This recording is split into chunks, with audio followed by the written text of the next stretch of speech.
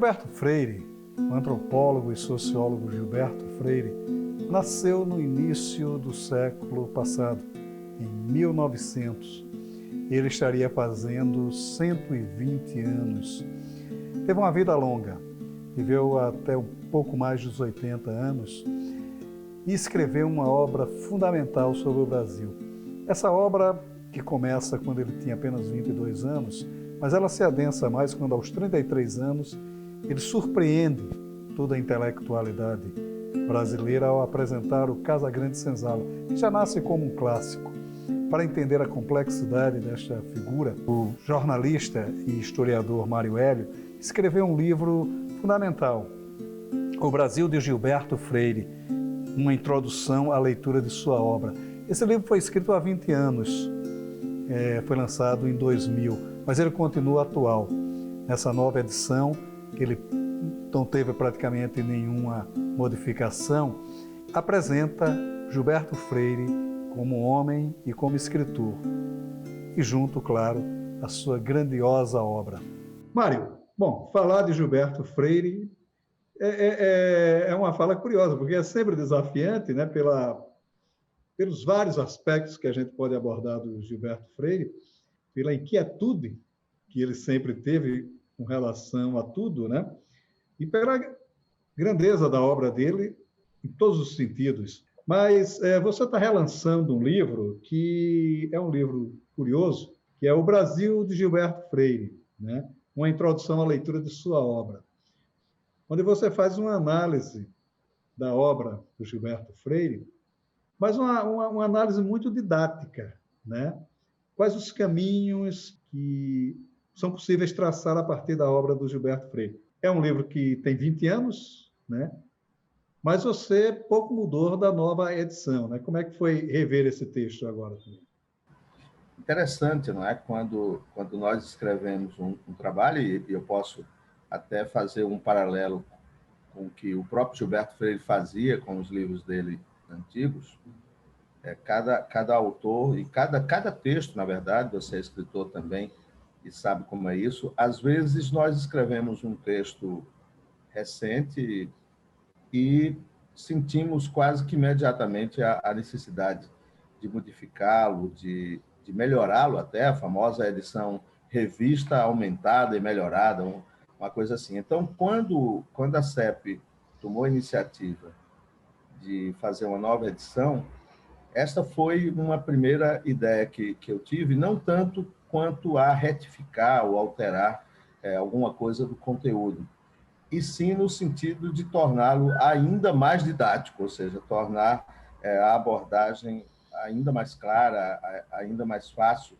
Mas acontece que, ao mesmo tempo que eu pensava nisso, eu lia o texto, né, relia o texto que nasceu, na verdade, como uma reportagem de jornal, portanto, nada mais claro, ou nada deve ser mais claro do que uma reportagem de jornal, o Jornal da Tarde de São Paulo, né, que não existe mais, e na época era o centenário de Gilberto Freire, e um grande caderno que saiu no fim de semana era todo com um texto meu, que é a origem do Brasil de Gilberto Freire. Então, na época, o trabalho de ampliar aquele texto era o trabalho, na verdade, simplesmente, para usar um verbo que agradava tanto a Gilberto, que era de alongar o texto, a abordagem, mas, basicamente, a questão era fazer com que ele fosse conhecido de novas gerações. Então, curiosamente, agora estamos justo em outra geração. E ao reler o texto, eu entendi que não havia nada propriamente a retificar, né? A própria abordagem, que tinha um certo caráter atemporal. Claro que havia uma coisa ou outra circunstancial que eu alterei, alguma correção foi feita, mas alterações profundas mesmo, de alongar o texto, né? Fazer com que ele crescesse muito, ou corrigir algo muito sério, não, isso não houve. Mas houve também uma contribuição para que eu também não me ocupasse tanto. Primeiro é achar que o texto está válido, né? Assim, você tem que fazer uma autocrítica, uma avaliação de entender se tem que... É tanto que as próprias ilustrações de Zé Cláudio, que aparecem na primeira edição, a CEP entendeu que deveria também retomar, né, Zé Cláudio como ilustrador. A própria capa, e foi uma coisa curiosa, porque a CEP queria fazer uma capa, né, que recuperava também desenhos de Zé Cláudio, e eu querendo uma capa completamente diferente, né? Mas, no fim, eu acho que a proposta que a editora fez é a proposta mais coerente, no sentido de que aproveita desenhos muito bons de Zé Cláudio, e como não houve alterações substanciais no conteúdo, é coerente que não haja também uma alteração tão profunda, ou dando a entender ao leitor que é uma obra muito nova, né? Ou muito diferente, pelo menos. Eu acho que nova é a obra que tem algum compromisso com algum tipo de perenidade, ou pelo menos Gilberto, como você destacou, é um autor que publicou Casa Grande Senzala em 1933, e você lê agora com o mesmo frescor. Mas houve, além disso, o fato de que a CEP contratou uma outra obra, né, que inédita, que era aí sim um caso mais amplo não digo de alteração, porque aí foi uma surpresa maior ainda, que foi a retomada da minha dissertação de mestrado, né, defendida em 1994, na época em que Gilberto era meio maldito nas universidades. Então, o novo livro, né, que ainda não saiu, é a minha dissertação de mestrado desdobrada e realmente muito aumentada. O texto acadêmico, ele é sempre um texto, digamos assim, mais teórico demais, quer dizer, tem as exigências naturais do texto. Como é transformar esse texto para uma linguagem mais acessível, mais legível até? Essa é uma pergunta interessante, e uma pergunta desse tipo feita a mim tem uma resposta um tanto quanto, para mim, demasiado óbvia.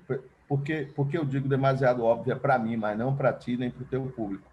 É que sempre que eu escrevi um texto acadêmico, inclusive a tese de doutoramento, né, que é uma história curiosa, eu sempre escrevi com a preocupação de cumprir as formalidades acadêmicas, mas escrever numa linguagem que já em si fosse clara, já em si fosse acessível, sem aqueles volteios, né? E também certos clichês, certas palavras que são repetidas e que em algum momento você vai ler, para além de uma colocação de algum tipo, o viés de algo. Então, há algumas expressões que entram num jargão acadêmico mais frágil, digamos, né? Num certo momento em que alguém tem uma preocupação de mostrar que é iniciado.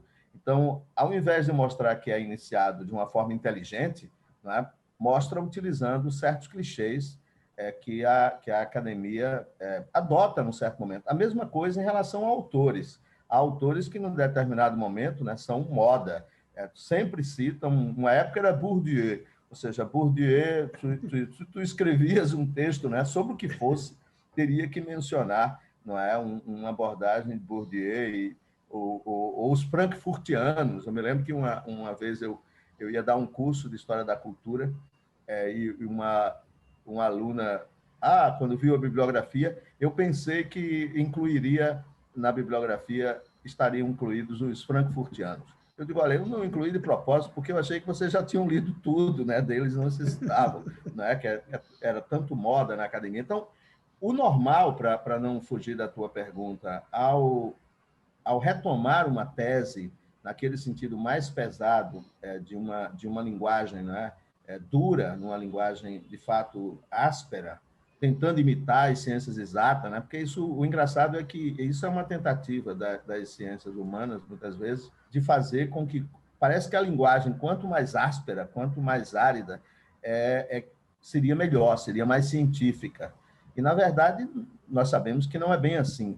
Então, quando o texto ele é acadêmico, digamos, o que é um texto acadêmico? Né? O texto acadêmico é aquele que tem todas aquelas receitas acadêmicas, hipóteses, né, de trabalho, problemas, quais são as tuas metas, objetivos, enfim, parecendo um formulário também de repartição pública, né, no sentido de que cada projeto tem de cumprir certa formalização.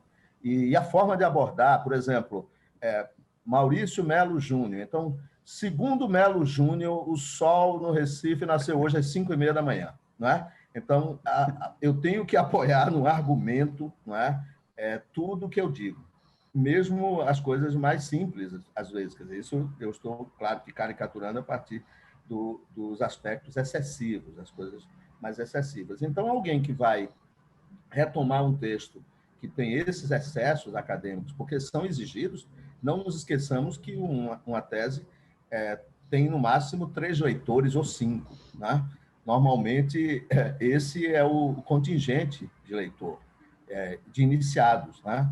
É um É o tipo de pessoal da esoterismo. banca. Pessoal da banca. Pessoal da Então, banca. você tem que falar essa linguagem, né? Como um esperanto próprio.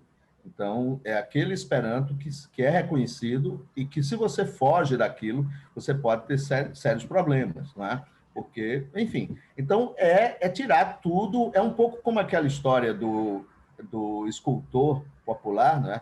Que vai explicar como é que ele conseguiu esculpir aquele urso maravilhoso de madeira. E ele diz, bom, é muito simples, eu tiro tudo que não é urso e fica somente o urso, né? Então, é um pouco a tese acadêmica. Você tira tudo que é acadêmico e fica um texto legível. E nada mais gilbertiano do que isso, né? Porque o próprio Gilberto, que, de certa forma, foi rejeitado em determinado momento pela academia por conta da espontaneidade dos textos dele. Mas ele próprio dizia, sobretudo, eu sou escritor. É uma preocupação também, que está muito em Gilberto Freire também. Exatamente, você resumiu muito bem. Ele até tem uma expressão engraçada que o Edson Nery da Fonseca, né, o nosso maior gilbertólogo, especialista em Gilberto, gostava de repetir, que Gilberto dizia que era um professor ordinário e um professor extraordinário e um escritor ordinário, não? Então, no sentido literal da palavra. Então, extraordinariamente ele era professor, mas ordinariamente era escritor.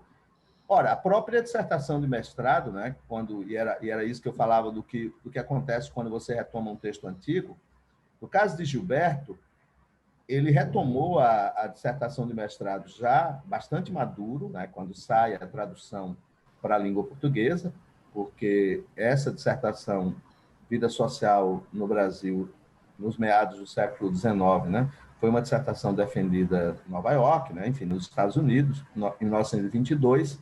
Quando ele publica, e isso eu comento até nesse próximo livro a sair pela CEP, quando ele retoma e publica em português, esse texto é modificado, eu não digo de alterar o conteúdo, mas ele altera a redação, ele aumenta muito o texto. O texto original é muito curto, né? Tem 30 páginas, basicamente. E ele faz isso com quase tudo que ele retoma. Agora, o que caracteriza bem, isso você resumiu com muita precisão, Gilberto, é justamente o texto, né? Justamente a linguagem. Optar por uma linguagem que seja aquilo que João Cabral diz no famoso poema sobre Casagrande Senzala, que é a prosa de quem se espreguiça, né? De quem se deita na rede, uma prosa de sesta, né? Então, além dessa questão de que ele escreve numa linguagem que, de fato, não é mesmo acadêmica, nas exigências, digamos, pelo menos no que entendemos de forma mais tacanha a linguagem acadêmica, não é desde os Estados Unidos, né? Essa dissertação mesmo, que está em inglês, já é escrita numa linguagem muito clara. Ele, com 22 anos, já escrevia, já era Gilberto Freire, digamos assim, não é? Então, agora, além disso, além dessa questão de não ser acadêmico e da riqueza da linguagem, eu penso que há um terceiro aspecto, que é o aspecto talvez mais importante, que consegue singularizá-lo, é que ele escreve numa voz muito pessoal. Não é somente o fato de que é um escritor, né? É um escritor que tem um estilo poderoso, ou seja, único, não é? Como Mário de Andrade também tinha, como João Cabral tinha na poesia, não é? Então, a linguagem é, como ele dizia, dele como escritor que aprendeu a dançar. Então, ele consegue dançar, não consegue somente caminhar, ele dança com a linguagem, não é? Então, e segue, Maurício, todas as receitas ao contrário. Esse é um aspecto interessante em épocas de cursos de escrita criativa, por exemplo, se estabeleceu como padrão de escrever bem frases curtas, ordem direta, não seja excessivo nisso, naquilo, não jogue muitas orações interpoladas, não é? A frase não pode ser tão adjetivada, evite locuções adverbiais, por exemplo. Então, há uma série de receitas, não é? Para escrever bem. Quando nós tomamos um texto de Gilberto Freire e vamos lê-lo, é tudo o contrário disso, são frases imensas, né? Adjetivos à beça, e o próprio eu dele, né? Ele todo o tempo se colocando. Sim. Então, é uma anti-receita. Conhecer Gilberto Freire não é uma tarefa fácil. Ele escreveu uma obra imensa, onde transita pela cultura brasileira da maneira mais diversa, mas o interessante é a gente saber um pouco como foi a sua trajetória. Gilberto Freire escreveu sempre, durante toda a vida, um diário. Parte desse diário tem sido publicada. Uma das partes mais interessantes foi organizado neste livro, De Menino a Homem, de mais de 30 e de 40, de 60 e mais anos, onde ele mostra a sua maturidade como escritor, o escritor que lança a Casagrande Senzala e que desenvolve todo um estudo sobre a cultura brasileira. Ele fala isso com certa graça, com certo humor, com certa sagacidade ao interpretar o que foi viver intensamente o século XX e, mais do que isso, interpretar com sinceridade e honestidade o século XX e toda a cultura brasileira. É um livro fundamental, De Menino a Homem, imperdível, um dos grandes livros do mestre Gilberto Freire. Se você retomar os livros de Gilberto Freire, o próprio Casagrande Senzala, que é de 33, as teses defendidas pelo Casagrande Senzala não foram superadas. Não. Porque se você pegar, por exemplo, Os Sertões, a parte inicial dos Sertões, ela está toda em desuso, praticamente. A terra e a própria segunda parte, o homem, ela também comete alguns pecadilhos. No caso de Gilberto Freire, ele, aos 33 anos, consegue escrever uma tese que se sustenta quase um século depois. Né? Como é esse poder de raciocínio e de interpretação do Gilberto Freire? Essa é uma pergunta das mais ricas que eu já ouvi, né, sobre a obra de Gilberto. Na verdade, sobre qualquer obra, porque eu acho que essa é uma pergunta que vale um livro. Né? Ela é tão complexa, né? Tem vários caminhos, mas vamos enfrentá-la dizendo o seguinte, e esse é um caso curioso. No momento que nós estamos exaltando Gilberto Freire como escritor, e ele próprio gostava de exaltar-se o tempo todo, né? É uma característica muito dele, quer dizer, ninguém se elogiou mais, ou seja, se fizéssemos um concurso, né, de autoelogio no Brasil, talvez Darcy Ribeiro tirasse humildemente, né, alguns lugares atrás, mas Gilberto seria o primeiro, certamente, né? Não me lembro de nenhum escritor que se ocupasse de elogiar-se tanto, né? Assim. Ora, o elogio que, em geral, nós fazemos a Gilberto como escritor são esses elogios a que eu me referi, a característica de uma linguagem muito pessoal, muita clareza, com muita vivacidade, como se tivesse vida, como se fosse a reprodução daquele verso de Whitman. Camarada, isso não é um livro, quem toca nele, toca no homem. Então, Gilberto tem esse aspecto, né, de uma linguagem muito viva e que está falando com você, ou seja, aquilo que ele se orgulhava de ser o primeiro autor em língua portuguesa a empregar a palavra empatia, adaptado ao inglês, né, empatia, e utilizar em língua portuguesa, ele provoca essa empatia, né? Então, é um autor de uma vaidade imensa, como ele dizia, nem de leve eu sou modesto, né? Então, esse autor que reconhece que nem por leveza, nem de forma mínima conseguia ser modesto, não é um imodesto nem um vaidoso antipático.